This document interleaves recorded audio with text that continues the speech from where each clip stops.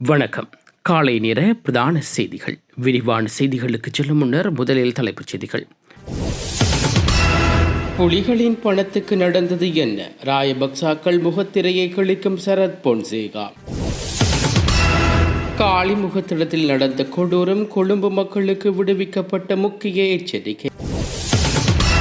சுரேஷ் சாலாவின் கொடூர முகம், வெள்ளை வாகனத்தில் கடத்தப்பட்ட தமிழர் பகீர் தகவல். சகோதரிகளின் உயிரை பறித்த மாம்படம், அதிர்ச்சியில் மூழ்கிய குடும்பம். பாடகர் சங்கீதனின் விடுதலைக்காக போராடும் தமிழர்கள், பதாதைகளால் மன்னாரில் எழுந்த சர்ச்சை. நிலைமை மோசமடைந்தால் அனுர அவசரமாக எடுக்க வேண்டிய முடிவு. உணவு ஒவ்வாமையினால் 16 மாணவர்கள் வைத்தியசாலையில் அனுமதி. பாடசாலை நிர்வாகம் மீதான விசாரணைகள் தீவிரம். அம்பாறையை தாக்கிய கடும் மழை, சூறாவளி காற்று, தானில பகுதிகளுக்கு அபாயமணி.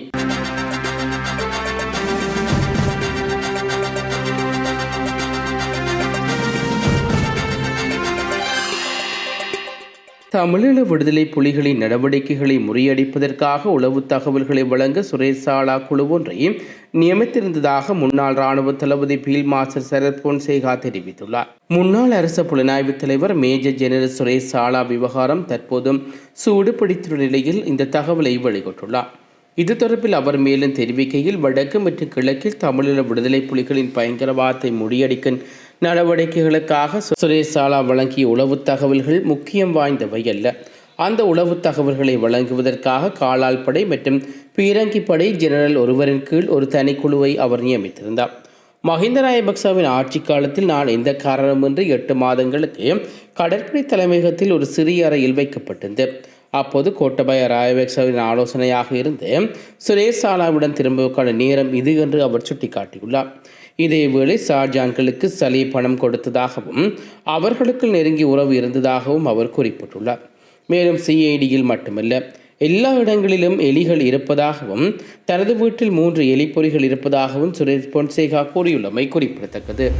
காலி முகத்திடல் கடலுக்கு நீராடச் சென்ற நிலையில் காணாமல் போன சிறுவர்களில் ஒருவர் சடலம் இன்று கரையொருங்கியுள்ளது. பொதுமக்களுக்கு இந்த விசேட அறிவிப்பு ஒன்று வெளியிடப்பட்டுள்ளது.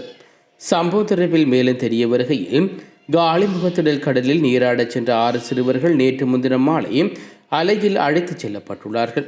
இவர்களில் 5 பேர் மீட்கப்பட்டதுடன் ஒருவர் காணாமல் போயுள்ளதாக தெரிவிக்கப்பட்டது.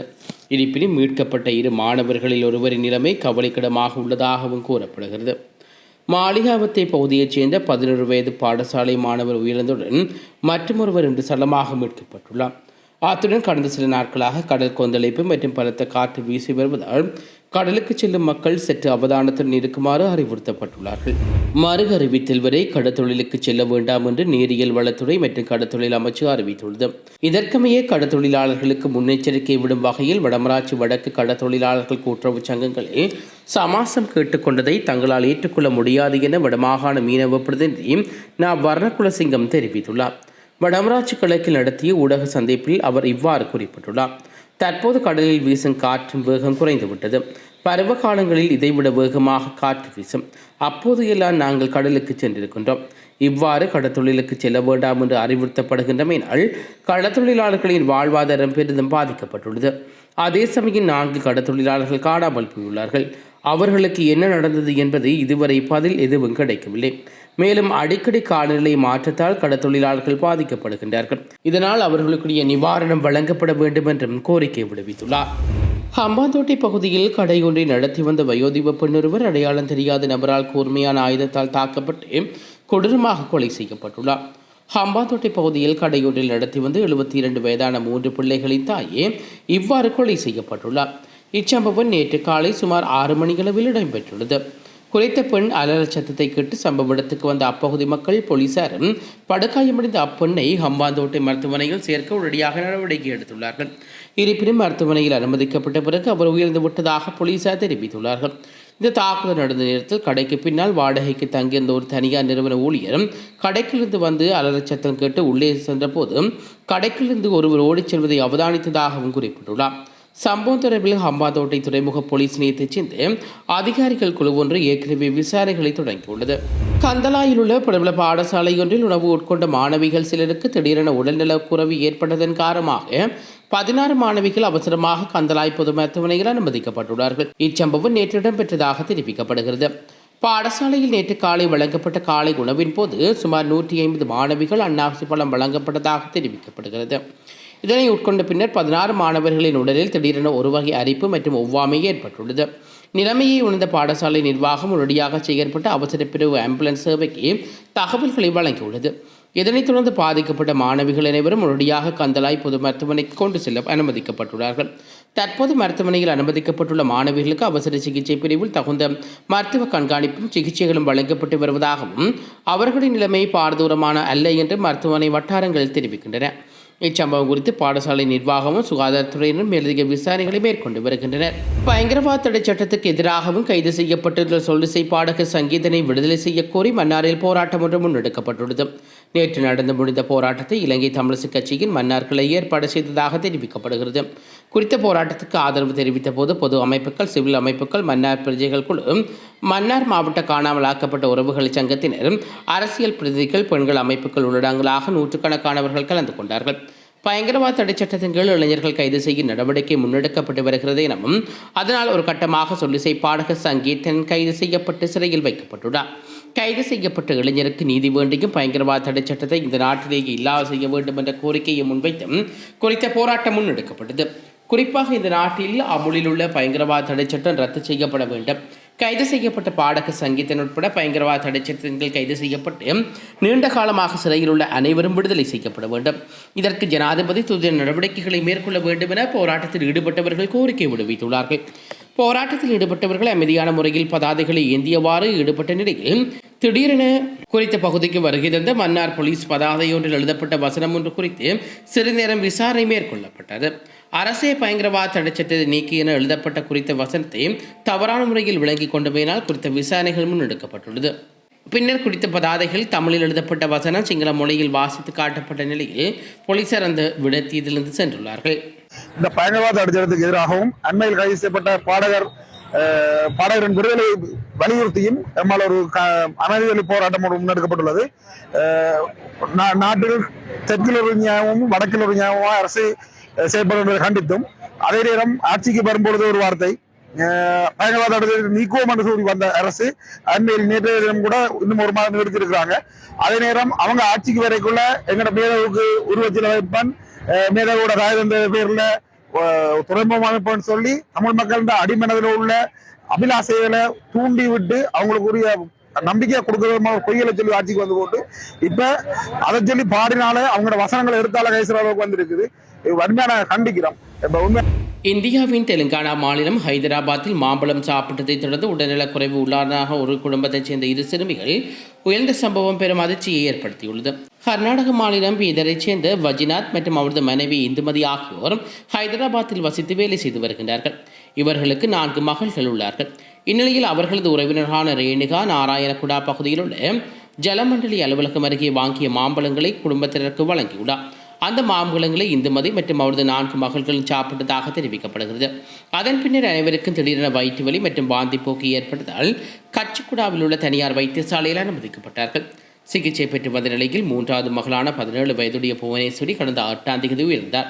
இதனைத் தொடர்ந்து இளைய மகளான 10 வயதுடைய சந்தியாவும் கடந்த 9ஆம் தேதி உயிரிழந்தார். இதற்கிடையில் இந்துமதி தன் மற்ற 2 மகள்களின் உடல்நிலை தற்போது சீராக இருப்பதாகவும் தெரிவித்துள்ளார். சிறுமிகளின் மரணம் தொடர்பில் குடும்பத்தார் அளித்த முறைப்பாட்டின் அடிப்படையில் நாராயணகுட போலீசார் விசாரணைகளை ஆரம்பித்துள்ளார்கள். சம்பவம் குறித்து உணவு பாதுகாப்புத்துறை அதிகாரிகள் பாதிக்கப்பட்ட குடும்பத்தின் வீட்டுக்கு சென்று அங்கிருந்த உணவுப் பொருட்களின் மாதிரிகளை சேகரித்து ஆய்வக பரிசோதனைக்கு அனுப்பியுள்ளார்கள். பிரேத பரிசோதனை மற்றும் ஆய்வக அறிக்கைகள் கிடைத்த பின்னரே உயிரிழப்புக்கான உண்மையான காரணம் உறுதிப்படுத்தப்படும் என்று போலீசார் தெரிவித்துள்ளார்கள். மாம்பழங்களே மரணத்துக்கான காரணமா அல்லது வேறு ஏதான காரணங்கள் உள்ளதா என்பது தொடர்பிலும் மேலதிக விசாரணைகள் முன்னெடுக்கப்பட்டு வருகின்றன. அம்பாறை மாவட்டத்தில் நீண்ட தொடர் கோடை வெப்பத்தின் பின்னர் திடீர் மழை வீழ்ச்சி பதிவாகியுள்ளதுடன் சுழல் காற்று, மின்னல் வெட்டு, கடல் கொந்தளிப்பு எனவும் ஏற்பட்டுள்ளதை அவதானிக்க முடிந்ததாக எமது செய்தியாளர் தெரிவித்துள்ளார். மேலும் நேற்று மாலை பல்வேறு இடங்களில் மழை காரணமாக மரங்கள் உடைந்துள்ளதுடன் பலத்த காற்றின் காரணமாக சிறு சேதங்களும் ஏற்பட்டுள்ளது. குறிப்பாக அம்பாறை மாவட்ட கரையோர பிரதேசங்களில் அட்டாளைச்சேனை, அக்கரைப்பட்டு, நிந்தாவூர், காரைதீவு, மாவடிப்பள்ளி, சாய்ந்தமருது, பாண்டியிருப்பு, கல்முனை, நாவிதன்வெளி, மருதமுனை, பெரிய நிலாவணை, மலத்துவனை போன்ற பிரதேச செயலகங்களுக்கு தாண்டில பகுதியில் உள்ள சில வீட்டு திட்டங்களும் நீரில் மூழ்கி காணப்படுகின்ற நிலைமை ஏற்பட்டுள்ளதாக செய்தியாளர் தெரிவித்துள்ளார். குறித்த பகுதியில் பெய்த கனமழை மற்றும் கடும் மழை காற்றால் பொதுமக்கள் கடும் இடையூறு ஏற்பட்டதுடன் மின்னல் வெட்டினால் அச்ச நிலைமையும் ஏற்பட்டிருந்தது. அம்பாறை மாவட்டத்தில் தொடர்ந்து பெய்து வரும் திடீர் கனமழையால் தாழ்ந்த பிரதேசங்களில் வெள்ளம் ஏற்பட்டதுடன் வீதிகள் பலவும் நீரில் மூழ்கி வருகின்றன. தொடர்ந்து மழை பெய்து வருவதனால் தாழ்நில பிரதேசங்கள், வீடுகள், வீதிகள் முற்றாக வெள்ளத்தில் மூழ்கக்கூடிய அபாயம் உள்ளது. எனவே பொதுமக்கள் அவதானத்துடன் செயற்படுமாறு வலியுறுத்தப்பட்டுள்ளார். இதேவேளை காங்கேசந்துறைந்து மன்னாரூடாக கற்பட்டி வரையான கடற்பகுதிகளுக்கு வளிமண்டல திணைக்களத்தினால் இன்று அவசர சிவப்பு எச்சரிக்கையும் விடுவிக்கப்பட்டுள்ளது. இந்த விசேட காலநிலை பாதிப்பு குறித்த அறிவித்தலானது இன்று காலை 10:30 தொடக்கம் அடுத்த நாள் 24 மணித்தியாலங்களுக்கு நாடளாவிய ரீதியில் அமுலில் இருக்கும் என்றும் அந்த திணைக்களம் உத்தியோகபூர்வமாக குறிப்பிட்டுள்ளது. காங்கேசந்துறைந்து மன்னாரூடாக கற்பட்டி வரையான கடற்படைக்கு அப்பால் ஆழ்கடல் மற்றும் கரையோர பகுதிகளில் காற்றின் வேகமானது அவ்வப்போது மணித்தியாலத்துக்கு 60 தொடக்கம் 70 கிலோமீட்டரிலும் மிக உக்கிரமாக அதிகரிக்கக்கூடும் என்றும் எச்சரிக்கப்பட்டுள்ளது. எனவே மறு அறிவித்தல் வரும் வரை காங்கேசந்துறை தொடக்கம் கற்பட்டி வரையான கடற்பகுதிகளில் மீன்பிடி நடவடிக்கைகள் ஈடுபடும் மீனவர்களுக்கு, கடல்சார் ஊழியர்களுக்கும் கடற்படையினரும் மிகுந்த அவதானத்துடன் இருக்குமாறு, தற்காலிகமாக கடலுக்கு செல்வதை தவிர்க்க கொள்ளுமாறும் அனைத்து முகாமைத்துவ பிரிவினர் தெரிவித்துள்ளார்கள். கிளர்ச்சியைச் சேர்ந்த சொல்லிசை பாடகர் பிணையில் விடுவிக்க வேண்டும் என கோரி யாழ்ப்பாணம் மேல் நீதிமன்றத்தில் தாக்கல் செய்யப்பட்ட பிணை மனு மீதான விசாரணை நேற்றைய தினம் எடுத்துக் கொள்ளப்பட்டது. இதன்போது சொல்லிசை கலைஞர் சார்பாக மன்றில் முன்னிலையான மூத்த சட்டத்தரணி சயந்தன் சொல்லிசை கலைஞரை சாவகச்சேரி நீதிவான் நீதிமன்றத்தில் சாவகச்சேரி போலீசார் முற்படுத்தும் போது தாக்கல் செய்த அறிக்கையில் உள்ள சில சட்ட முரண்பாடு விடயங்கள் சிலதை குறிப்பிட்டு கலைஞருக்கு தொடர்ந்தும் அநீதி இழைக்கப்படுவதாகவும் அது பாரதூரமான நீதி புரள்வு என மன்றல் சட்டத்தினை தனது சமர்ப்பணத்தை குறிப்பிட்டுள்ளார். அத்துடன் எதிர்மனுதாரர்கள் சாவகச்சேரி போலீஸ் நிலைய பொறுப்பதிகாரி, யாழ் மாவட்ட குற்ற விசாரணை பொறுப்பதிகாரி மற்றும் சட்டமா அதிபர் ஆகியோருக்கு அறிவித்தல் அனுப்பப்படுவதை இயன்றதை விரைவில் அனுப்புமாறும் அறிவித்த திரும்பும் திறகுதியை நாளைய தினமாக குறிப்பிட வேண்டும் எனவும் மன்றில் விண்ணப்பம் செய்தார். இந்நிலையில் எதிர்வரும் 23ஆம் திகதியை அறிவித்தல் திரும்பும் திகதியாக மன்று குறிப்பிட்டு அந்த திகதிக்கு வழக்கினை ஒத்திவைத்தது. அதேவேளை சொல்லிசை கலைஞர் விளக்கமறியல் வைக்கப்பட்டுள்ள நிலையில் குறித்த வழக்கு எதிர்வரும் 17ஆம் திகதி சாவகச்சேரி நீதிவான் நீதிமன்றத்தில் விசாரணைக்கு எடுத்துக் கொள்ளப்பட உள்ளமை குறிப்பிடத்தக்கது. அத்துடன் சொல்லிசை கலைஞர்களின் கைது அடிப்படை உரிமை மீறல் என உயர் நீதிமன்றத்தில் வழக்கு தாக்கல் செய்யப்பட்டுள்ள நிலையில் குறித்த வழக்கு நாளைய தினம் அல்லது எதிர்வரும் திங்கட்கிழமை விசாரணைக்கு எடுத்துக் கொள்ளப்படும் என்று எதிர்பார்ப்பதாக சட்டத்தரணி கேசவன் சயந்தன் தெரிவித்துள்ளார். 2008 கொழும்பில் வெள்ளைவான் வாகனத்தில் கடத்தப்பட்ட கனக சபை தேவதாசன் நீண்ட காலமாக சிறைவாசத்தின் பின்னர் சில ஆண்டுகளுக்கு முன்னர் விடுதலையாகியிருந்தார். இந்நிலையில் உயிர்த்தநாய தாக்குதலும் பிரதான சூத்திரதாரி சந்தேக நபராக தடுத்து வைக்கப்பட்டு விசாரிக்கப்பட்டு வரும் அரசு புலனாய்வு சேவையின் முன்னாள் பணிப்பாளர் சுரேஷ் சாலாவின் கொடூர முகத்தை அம்பலப்படுத்தும் மற்றும் ஒரு சாட்சியமாக கடத்தப்பட்ட தமிழர் தனது அனுபவத்தை பகிர்ந்துள்ளார். இது தொடர்பில் அவரது சமூக வலைதளங்களில் இலங்கையிலின்றி அதிகம் பேசப்படும் நபர்களுக்குள் ஒருவராக அரசு புலனாய்வு சேவையின் முன்னாள் பணிப்பாளர் துவான் சுரேஷ் சாலா உள்ளமை குறிப்பிடத்தக்கது. இலங்கையிலே மீண்டும் பொருளாதார ரீதியாக ஏற்றத்தாழ்வுகள் அவதானிக்கக்கூடியதாக இருக்கு. அத்தோடு எதிர்க்கட்சியினர் இருக்கக்கூடிய பொருளாதார நெருக்கடி தொடர்பிலும் அதே அளவுக்கு அதிகமான தரவுகளோடு விமர்சனங்களை முன்வைக்கின்றார்கள். இந்நிலையிலேயே எதிர்க்கட்சியினர் தமது ஆட்சி காலத்தில் செய்த பிழைகளை மறைத்துவிட்டு தற்போது அரசாங்கத்தை விமர்சனம் செய்து கவலைக்குரிய விடயமாகும் என கொழும்பு பல்கலைக்கழகத்தின் பொருளியல் துறையின் சிரேஷ்ட விரிவுரையாளர் கணேசமூர்த்தி தெரிவித்துள்ளார். அத்தோடு இந்த அரசாங்கத்துடைய நிலைப்பாடு வித்தியாசமானது. ஊழலை ஒழிப்பதற்காக வந்த அரசாங்கம், அரசு நிதியை கையாண்டவர்களை தண்டிக்க வந்த அரசாங்கம் எனவும் அவர் சுட்டிக்காட்டினார். எதிர்க்கட்சியினர் தற்போது அரசாங்கத்தை விமர்சிப்பதற்கு தகுதியற்றவர்கள். முன்னைய ஆட்சியாளர்களின் சம்பவங்களால் தான் நாடு வீழ்ச்சியான நிலைக்கு தள்ளப்பட்டுள்ளது என்றும் அவர் கூறியுள்ளார். இதுபோன்ற செய்திகளை தெரிந்து கொள்ள யாழ் டிவி நியூஸ் சேனலை சப்ஸ்கிரைப் செய்து அருகே இருக்கிற பெல் பட்டனையும் கிளிக் செய்து கொள்ளுங்க. மேலும் இதுபோன்ற செய்திகளை உடனுக்குடன் தெரிந்து கொள்ள யாழ்டிவி.com எனும் இணையதளத்தின் வாயிலாக எங்களோடு இணைந்து கொள்ளுங்கள்.